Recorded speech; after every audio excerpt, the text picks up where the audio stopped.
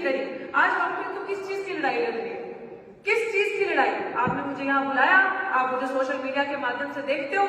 साथियों, हमारा सब कुछ लूट चुका है। क्या आपको इस चीज का एहसास है? हमारा सब कुछ लूट चुका है। आज आप अपने बच्चों को स्कूल भेजते हो, ये सोचते हो पढ़ाएंगे, लिखाएंगे, बाबू बनाएंगे, अफसर बनाएंगे, बड़ी सरकारी नौकरी करवाएंगे। कहाँ पे करवाएंगे? मंगल में, मंगल ग्रह में, भारत में, धरती में तो बची नहीं। यहाँ पर तो नौकरियां बची नहीं, सब गया, सब लुट गया। जिसने अपने 4 बच्चे खोकर, बाबा साहेब डॉक्टर भीमराव अम्बेडकर अपने 4 बच्चे गवा दिया, अपना पूरा सर्वस्व कुर्बान कर दिया। उसकी कुर्बानियों की वजह से उसने एक संविधान लिखा जिसमें आप सबके हक अधिकार लिखे, इंश्योर किया कि आपके बच्चे वो ना सहे जो उनके बच्चों ने सहा, आपके बच्चे उस रास्ते में ना चले जिस रास्ते में बाबा साहेब चले। जितनी कठिनाइयां बाबा साहेब को बर्दाश्त करनी पड़ी वो सब खत्म हो गया। क्या हमने जब से संविधान लिखा और इतने सालों तक क्या हमने अपने इतिहास को याद रखा? क्या हमने देखा कि हमारे पास क्या कुछ बाबा साहेब देंगे, हमने क्या क्या बचाना है? देखा नहीं। हमसे चूक हुई, ये गलती हमने की है, इस गलती को मानना हम सबकी जिम्मेदारी है। ये गलती हमने की है, लेकिन गलती मानना और गलती को सुधारने वाला सबसे बड़ा होता है। तो क्या वक्त आया अपनी गलती सुधारने का? हाथ खड़ा करके बताएं, गलती सुधारने का वक्त आ गया या अभी भी बचा? साथी चंद्रबान जी मंच पे बैठे साथी, कुछ बचा है? सुधारनी है ना, तो दोनों हाथ खड़ा करके बताओ, गलती सुधारनी है तो गलती कैसे सुधारोगे? कैसे सुधारेंगे गलती? यहाँ बैठे, घरों में बैठे या सड़कों पे उतर के? आपको पता है आज संसद आपकी आवारा हो चुकी है, क्योंकि जिन गद्दारों को, जिन दलालों को आपने वोट देकर संसद में पहुंचाया, वो तो मुखबरी करते किसी और की, वो तो आपकी बात ही नहीं करते। वो 131 एमएलए एमपी, समझते हो एमएलए एमपी क्या होते हैं? समझते हो आप? मैं देसी भाषा में समझाती हूँ, क्या होते हैं? आपके नौकर। पता है आपको ये बात? बड़ा तगड़ा सूट बूट पहन के आएंगे आपके पास और बात करेंगे, शिक्षा के लिए लड़ेंगे, रोजगार के लिए लड़ेंगे, घर में हर गांव में लैट्रिन होगी, बाथरूम होगा, हर योजना होगी। सुना है आपने ये चीज? और बड़े सुंदर सुंदर कपड़ों में साल में या 5 साल में एक बार आपकी रिलीज पाएंगे आपका वोट मांगने। वो वोट दोबारा दोहरा रही हूँ, जिसको बाबा साहेब ने अपने 4 बच्चे खोकर आपको दिए। आपको इंसान का दर्जा उस बाबा साहेब भीमराव अम्बेडकर ने दिया। आपको ये चीज याद रखनी है। मैं यहाँ पे क्यों आपको ये सारी चीजें बताने आई कि अगर एक लड़की लड़ सकती है अपने हक अधिकार के लिए, तो सबसे पहली चीज आपकी जिम्मेदारी बनती है अपने बीच में से अपने ईमानदार साथियों को खोजना, ढूंढना, उनको चुनना और असली सच्चा नेतृत्व अपने गांव में, अपनी गली में, जिले में बनाना। और मैं आज क्यों ये दावे के साथ कह रही हूँ कि जो मेरे साथ मेरा भाई नसीम खिड़ी खड़ा है, लड़ाई वो नहीं कि अच्छी फोटोज वीडियोस बनाओ, माइक से दो। दिल्ली विश्वविद्यालय की लड़ाई क्या है? राजधानी में जो चिंगारी लगती है ना, वो मॉडल पूरे देश में जाता है, पूरे देश में वो मॉडल चलता है। इनको ये क्या करते हैं आपके बच्चों के साथ? ये आपके बच्चों को जाति के आधार पे, नस्ल के आधार पे, रंग के आधार पे इतना प्रताड़ित करेंगे, इतना प्रताड़ित करेंगे। और हमारा गुनाह पता क्या है? आज जो छुआछूत है ना, आज जो डिस्क्रिमिनेशन, जिसे कास्ट डिस्क्रिमिनेशन, जिसे जातिगत भेदभाव कहते हैं, वो आपको इतना गांव देहातों में नजर नहीं आएगा जितना शहरों में नजर आएगा। आज यहाँ से चल के वो जो जातिगत भेदभाव यूनिवर्सिटीज में पहुंच गया है, विश्वविद्यालयों में पहुंच गया है, कॉलेजेस में पहुंच गया। क्यों? क्योंकि जब आप अच्छे कपड़े पहनते हो ना, अच्छा सूट बूट पहनते हो, अच्छी भाषा बोलते हो, अंग्रेजी बोलते हो, अच्छा कपड़ा पहन के अच्छे मार्क्स तो नंबर आकर आपके अंदर दिमाग है, तो आप उस जातिगत भेदभाव का शिकार बन जाते हो। कौन कौन जानता है मेरे साथी रोहित वेमुला की कहानी? कौन कौन जानता है? जानते हो रोहित वेमुला को? जानते हैं? तो कल आज क्या तारीख है? 16, ठीक 17 जनवरी को मेरे भाई रोहित वेमुला का क्या हुआ था? इंस्टीट्यूशनल मर्डर, शैक्षणिक हत्या। उसको उस सिस्टम ने मार दिया था यूनिवर्सिटी में। क्यों? क्योंकि वो एक अच्छा स्टूडेंट था, एक अच्छा स्कॉलर था, वो पढ़ता था, वो बाबा साहेब भीमराव अम्बेडकर की बात करता था, सावित्रीबाई फुले शाहू जी महाराज की विचारधारा को घर पहुंचाने की बात करता था। और सबसे बड़ी बात, वो पखंडवाद से ऊपर था। वो पखंड जो आपको धर्मों की आग में झंझोला जाता है, वो उन आग से ऊपर था, वो उस पखंड से ऊपर था। वो अगर अपना मसीहा किसी को मानता था तो डॉक्टर अम्बेडकर को मानता था। अगर उसने प्राथमिकता दी तो शिक्षा को दी, और उसने लड़ने का तरीका सीखा तो संविधान के तरीके से सीखा। वो संविधान के तरीके से लड़ रहा था, वो एक लीडरशिप क्वालिटी उसके अंदर, वो आगे बढ़ रहा था। उसको इन्होंने मारा, पायल तड़वी को मारा, प्रोफेसर चंद्रशेखर जम्मू यूनिवर्सिटी का उसका इंस्टीट्यूशनल मर्डर किया, IIT का अनिल और आयुष उसका इंस्टीट्यूशनल मर्डर किया। पर उसके बाद हिस्ट्री का प्रोफेसर हिंदू कॉलेज में प्रोफेसर समरवीर की हत्या करी इन्होंने। ये क्या है? आपको गांव देहातों में बैठ के आसान लगता है? ये वो चीज है जब आपके अंदर कला है तो आपके अंदर की कला को कैसे खत्म करना है, पूरा मॉडल उनके पास से आ पूरा मॉडल। आपको पता है कि आज जब आप इंटरव्यू दे रहे हैं, जाते हो दिल्ली विश्वविद्यालय में, तो क्या किया जाता है आपके साथ? कितने लोग पढ़े लिखे हैं? ग्रेजुएशन किस किसने की है यहाँ पे? कौन कौन पढ़ रहा है? MA किस किसने की है? और कौन पढ़ना चाहता है? सभी ना, सभी चाहते हैं नौकरियां। जब आप जैसे या मेरे जैसे साथी दिल्ली विश्वविद्यालय में पढ़ने जाते हैं, बात मत करो, सुनो, बड़ी इंपॉर्टेंट बात है। अब जब आप दिल्ली विश्वविद्यालय में पढ़ने के लिए जाते हो, नौकरी में इंटरव्यू देने के लिए जाते हो, तो जो वहां की कमेटी बैठी होती है वो आपको पता क्या देती है? जब आप इंटरव्यू देने के लिए जा रहे हो, करके नॉट फाउंड सूटेबल, NFS, मैंने आपका इंटरव्यू लिया और आपको बोल दिया नॉट फाउंड सूटेबल NFS, कि इस पोस्ट में पढ़ाने के लायक ही नहीं, और आपकी पोस्ट को खाली डिक्लेयर कर देते हैं, और वो पोस्ट पे कोई जनरल कैटेगरी का इंसान को रख देते हैं पढ़ाने के लिए, बाद में पोस्ट को घुमा के उसी को जनरल कैटेगरी के बंदे को परमानेंट कर देते हैं। कितनी आपकी दिल्ली विश्वविद्यालय में जब से रिजर्वेशन लागू हुआ, इतिहास में इतनी सारी नौकरियां जो कि कायदे से खाली होनी चाहिए, जो कि आपके बैकलॉग की लड़ाई है, बैकलॉग समझते हो, इतनी सारी नौकरियां आपकी इकट्ठी करके, जहां पे आपको ये बोल दिया जाता है कि पढ़ाने के लायक नहीं है, हटाओ इनको, इनकी जगह SC/ST को हटाओ, OBC को हटाओ, इनकी जगह जनरल कैटेगरी वाले को रखो, आपका हक मारा जाता है। और वो नौकरियां इतनी इकट्ठी हो चुकी है, लेकिन आपको नहीं दे रहे। क्यों नहीं दे रहे? पता? क्योंकि आप बोलते ही नहीं। आपको पता है एक नौकरी, मेरी नौकरी कितने की थी? 1 लाख, आज 1,10,000 तनख्वाह है, इससे भी ज्यादा हो सकती है, लेकिन मैं क्या कर रही हूँ? मैं नौकरी से बाहर हूँ। क्यों? क्योंकि मैं चाहती तो 1,10,000 की तनख्वाह लेती, समझौता करती, ना बैकलॉग के लिए बोलती, ना लेटरल एंट्री के लिए बोलती, ना संविधान को बचाने की लड़ाई लड़ती, ना आपकी बहन बेटियों की इज्जत की लड़ाई लड़ती, और चुप करके बैठ के गुलाम बनती और जाके 1 लाख की नौकरी खाती। मैं बोलती, मेरा परिवार बनता, मेरी आगे वाली जनरेशन बनती, खत्म कहानी। लेकिन ये आपको सिर्फ पैसे दिखाते हैं और पैसे से खरीद सकते हैं, लेकिन जब लड़ाई मान सम्मान की हो ना साथी, समझौता नहीं किया जाएगा।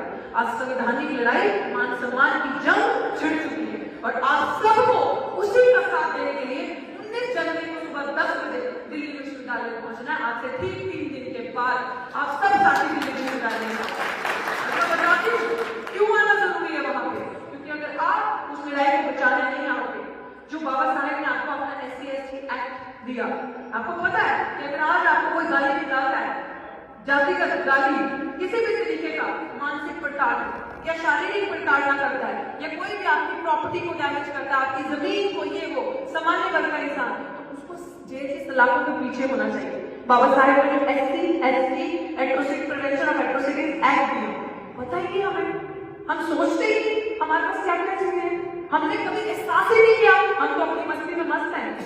सुबह उठेंगे, खाएंगे पिएंगे, शाम को दोस्तों के साथ दारू वारू पी, सिगरेट फूकी, कहानी खत्म है ना हमारा जीवन। बाबा साहेब ने इसलिए कहा था नशा मेरे समाज को बर्बाद करेगा। सबसे बड़ी चीज किसी भी तरीके का नशा, जरूरी नहीं दारू और सिगरेट का, नशा लत किसी भी चीज की आपको बर्बाद करेगा। और आपको पता है ये सरकार क्या कर रही है? जानबूझकर आपको मुद्दों को जाए रखना।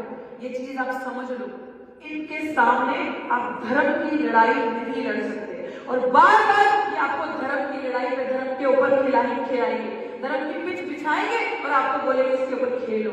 लेकिन बाबा साहेब ने आपको धर्म, जाति, रंग, भेद, मजहब से ऊपर उठाया, इसीलिए भारत का संविधान दिया कि आपके मन में जो आ रहा है आप बोल सकते हो, कर सकते हो, लेकिन सबसे पहले शिक्षित हो जाओ, सबसे पहले पढ़ो लिखो। अगर आप पढ़ो लिखोगे नहीं तो मेरी बातें काला अक्षर बहस करा, समझ नहीं आएगी, नहीं समझ में आएगी गारंटी। लेकिन अगर हमने कड़ी से कड़ी मिलाकर इन चीजों को समझा और पढ़ा और पता चला कि हमारे हक का कैसे डाका बजे, तभी हम इसको बचा पाए।